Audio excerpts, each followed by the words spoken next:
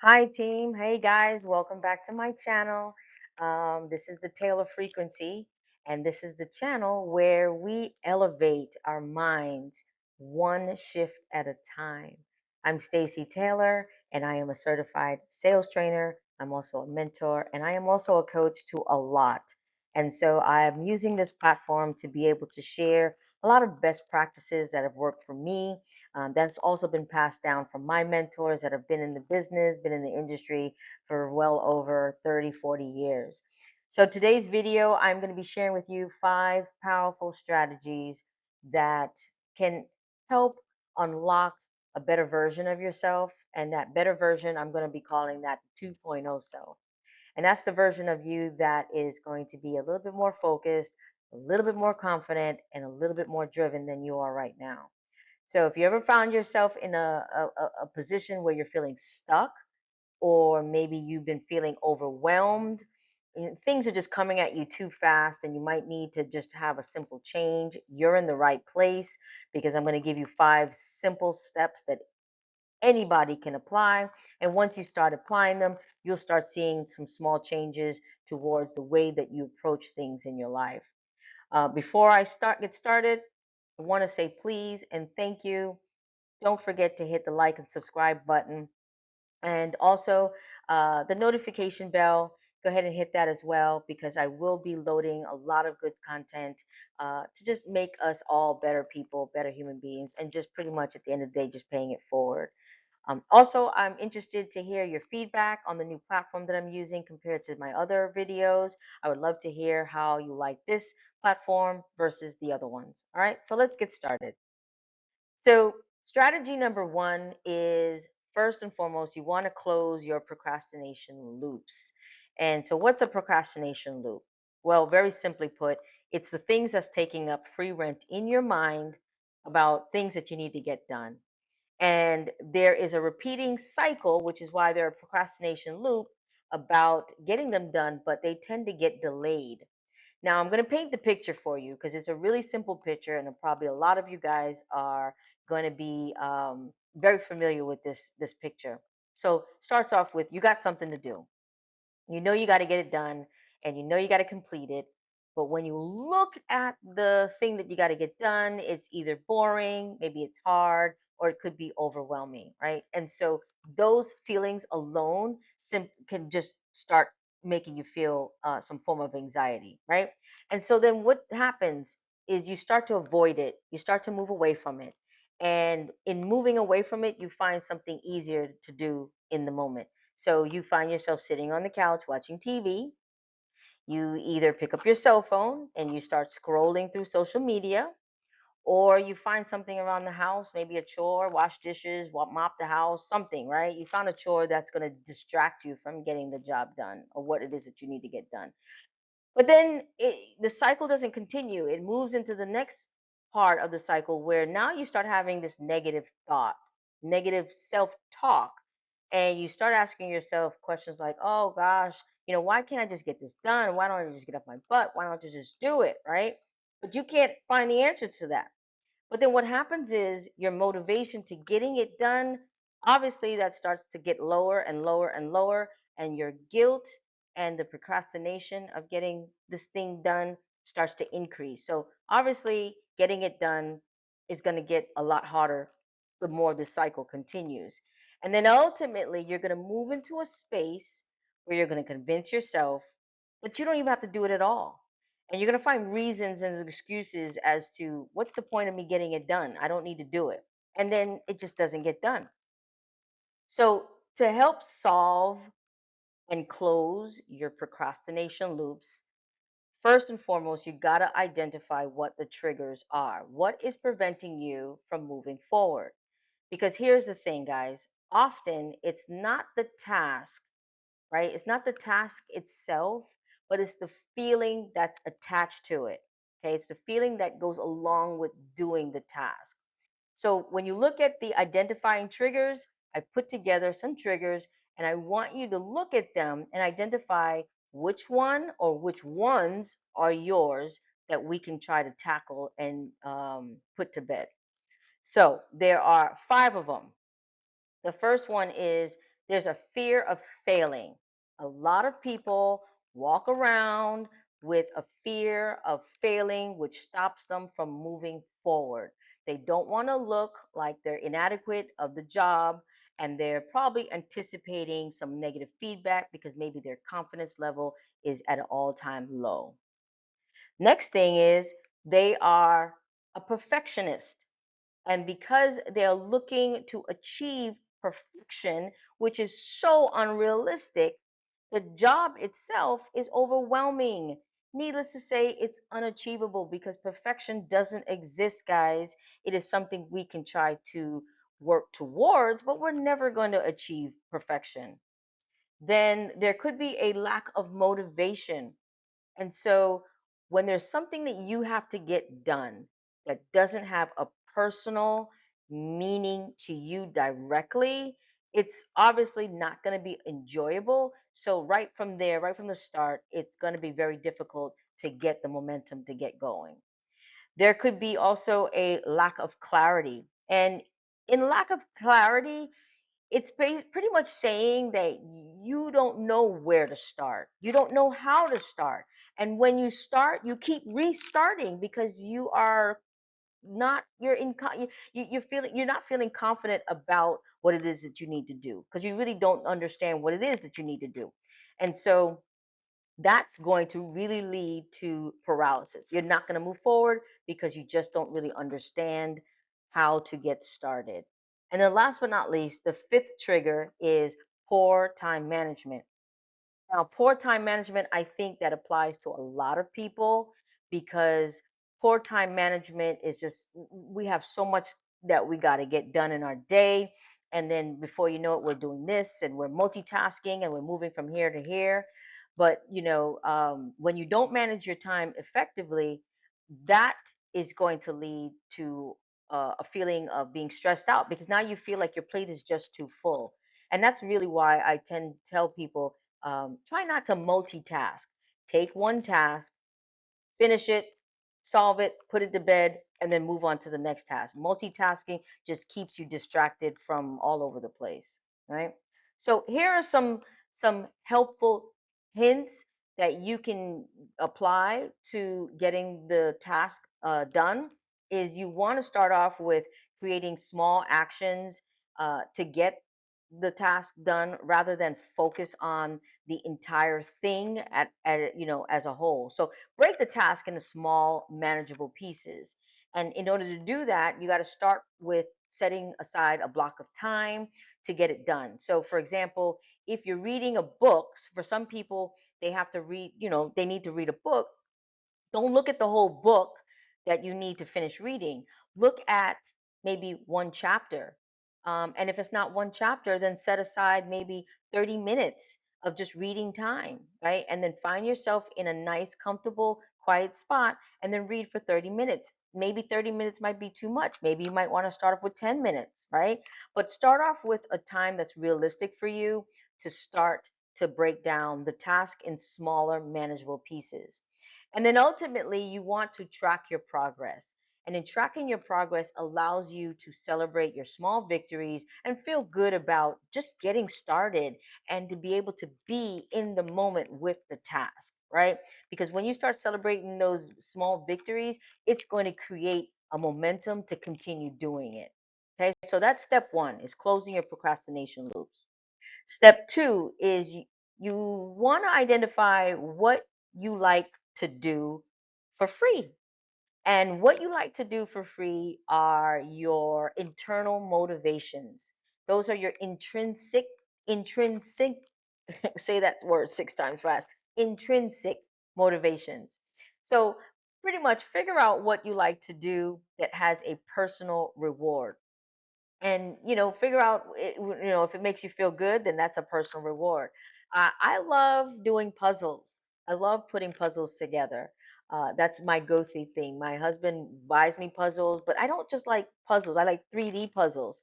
And so anytime he buys me a 3D puzzles, he's know I'm zenning out, right? So when you're trying to identify what it is that you like to do, just keep in mind it can't be something that's attached to money. It can't be attached to your religion. and it can't be attached to family. It has to be something that's independent of all of those things. And so, needless to say, whatever that energy is that you like to do, follow that, because that is going to put a smile on your face when things go awry. That's going to give you something to look forward to when the external challenges begin to be too much for you. Okay. And so, whatever that is, just do more of it. Again, reading, puzzles, music, art, whatever the motivation is, just know that that's how you sustain personal growth. That's how you sustain success, because you are driving your motivation by internal interest. Okay. So that's how we're going to move. So, your second one, your second strategy is pretty much going to help build your resilience. It's going to make you much more focused. It's going to make you fulfilled, and it's going to give you something to look forward to when things get hard. Now, step three. Step three is going to be a little bit difficult for those of us who love to keep moving, and that's designating a detox day. Yep. And here's the reason why. Guys, we live in a world that's filled with so much dopamine. I mean, we got so much going on in our world. We've got Instagram, we've got Netflix, we've got Facebook, we've got TikTok, right? All these small dopamine shots, all right? So it's very, very important that we all figure out a day in our week and we call it a nothing day. And in that nothing day, you're going to use that day to reset your brain while sitting in some boredom. Yep. And it's all about pressing pause, all about pressing pause. And this comes directly from research on saying that when we sit in or stew in a time of our day where we're not really thinking about anything, we're not overthinking on anything, we tend to come up with some really good ideals or some really good solutions to problems. So in this day, I'm going to recommend that you don't have any attachments to social media. Yeah, I know that's going to be pretty hard.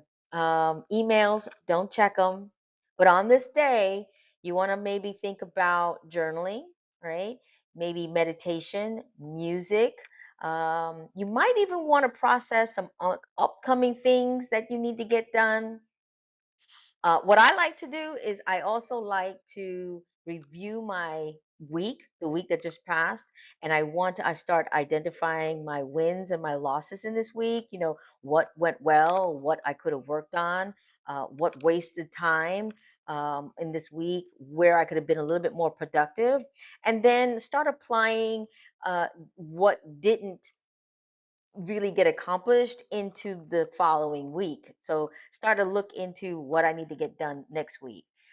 I tend to find my detox day to be best to be done on Sunday. My house is quiet. My husband is probably cooking dinner. And it just gives me a time when I can just disconnect from every day and just be prepared for Monday, right?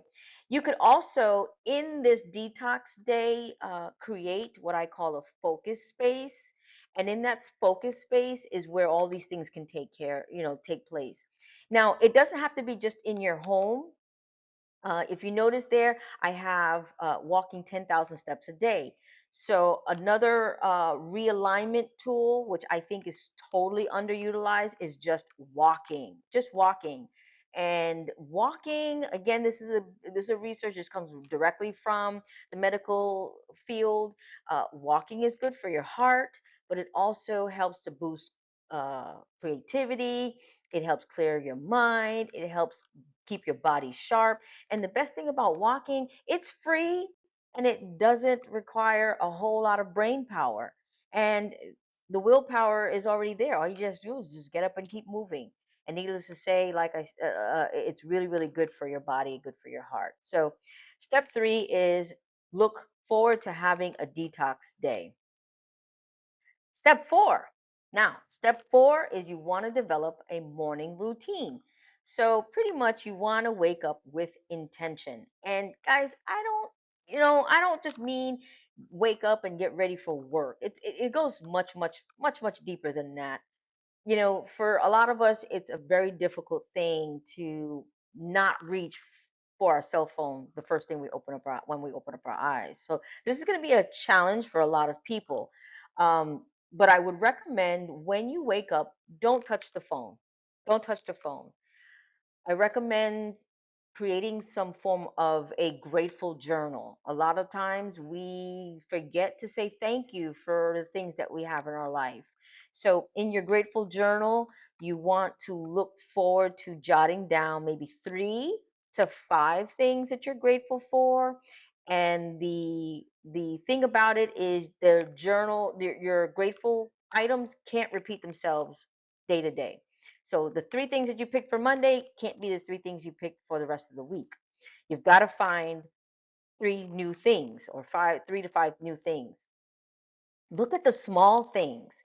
Too many people, when you ask them what they're grateful for, they give you just the big things. They say, I'm grateful for my job, I'm grateful for my car, I'm grateful for my marriage, grateful for my house. Look at the small things, right? My husband, he opens up the car door for me whenever we go out. And that can easily be overlooked. So in my grateful journal, I jot down I am grateful for a husband that is caring enough to open up my car door, a gentleman enough to open up my car door. So, you'd be amazed when you look at the small things, how many things you can find to be grateful for. Next, I would love for you guys all to incorporate a morning prayer. And your morning prayer, just again, be thankful for what you have. A really good habit to have or try to develop is maybe sitting outside for maybe 10 to 20 minutes to process your thoughts for the day. And last but not least, if you are truly ambitious about this waking up with intention, maybe you might want to incorporate a morning exercise. Maybe you might want to do 10 minutes or 15 minutes of stretching exercises. That would be good for your body. Okay. All right, so now let's move on to step 5. Step 5 is feed your brain healthy stuff. Guys, who are you paying attention to? So it's a known fact that our brains are sponges, right? So whatever we consume, whatever we take in is going to be a direct reflection to how we think and how we act. So that's when you need to take an audit. You need to take an audit of what you're actually feeding your brain. Now, again, don't get me wrong. Don't get me wrong, guys. I want to be ultimately, forthcoming and transparent with this. This doesn't mean that you can't sit down and enjoy the empty calorie stuff, right? And do some mindless scrolling on your phone from time to time. But what you don't want to do is you don't want that to be the majority of how you spend your time off. You don't want to find that every time you have a little bit of quiet time, that's what you're doing. Because guess what? You're going to become what you eat. And if you're eating junk, you become junk. So learn to look at some podcasts or YouTube channels that's motivational, right? Books that you can read that's going to take you to the next level because that social media and even some of our friends, right? I had to say that even some of our friends, they and TV time, they fall into that empty calorie bucket and it does us no good, right? So basically, you want to associate yourself with people and the influences that's going to likely improve you and take you to the next level. Okay, guys, so I close with this. Sometimes we could all be moving at top speed and things feel really, really good because we're moving, right? But the problem is that we could be moving in the wrong direction. So I encourage you to look over the 5 strategies and try to put them into play. Now, yeah, there's a chance that you won't be able to get all 5 going at the same time. And that's okay, but you got to start. You got to start somewhere because in order to start, will put you in a space of progression. And that's where we all are right now, guys. We're all a work in progress. Nobody's perfect. So, once again, thanks for joining me. Please don't forget to hit and like the subscribe button and also notification bell for my future modules. Thanks for joining the Taylor Frequency and peace out.